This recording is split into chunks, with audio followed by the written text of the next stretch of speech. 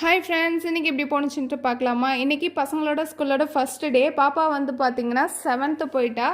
தம்பி வந்து 2nd standard வந்து போயிட்டாங்க. ஆல்ரெடியே வந்து ஸ்கூல் லஞ்சுக்காக ரெசிபி வந்து சொல்லிட்டாங்க. முட்டை பிரியாணி செஞ்சு கொடுமா அப்படின்னு சொல்லிட்டு நான் ஆக்சுவலாக கேட்டேன், என்ன சாப்பாடு செய்யன்னு சொல்லிட்டு.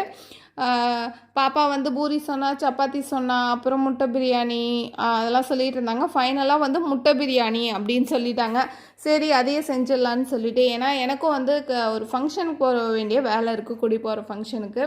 அதனால் பிரியாணின்னா அப்படியே வந்து 2 வேளைக்கும் அப்படியே செஞ்சு வச்சுக்கலான்னு சொல்லிட்டு முட்டை பிரியாணி வந்து செய்ய ஆரம்பிச்சிட்டேன். ரொம்ப சிம்பிளாக தான், ஈஸியாக வந்து செஞ்சிடலாம். இந்த ரெசிபி வீடியோ வேணும்னா சொல்லுங்கள், கண்டிப்பாக வீடியோவை வந்து போஸ்ட் பண்ணிடுறேன்.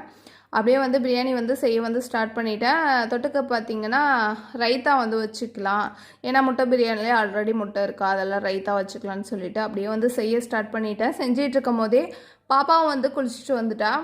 அவளுக்கு வந்து ரெட்டை சடை ரிப்பன் வச்சு பின்னணுமா, அதனால் பின்ன வந்து ஸ்டார்ட் பண்ணிட்டேன்.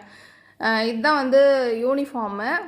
மேலே வந்து கோட்டு வந்துடும். தம்பிக்கு பார்த்திங்கன்னா கீழே ப்ளூ கலர் டவுசரும், மேலே வந்து பாப்பா ஷேட் போட்டுக்கால அது மாதிரி ஷேட்டு வந்து வந்துடும்.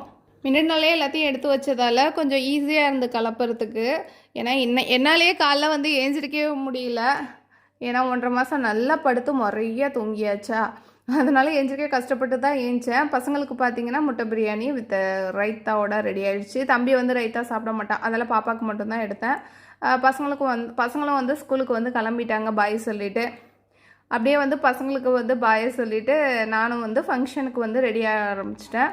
நானும் எங்கள் வீட்டுக்காரங்களும். இதான் வந்து எங்களோட காஸ்ட்யூம். இந்த காஸ்ட்யூம் எப்படி இருக்குன்ட்டு கமெண்ட் பாக்ஸில் கமெண்ட் பண்ணுங்கள். இன்றைக்கி ஒயிட்டில் தான் ரெடி ஆனோம்.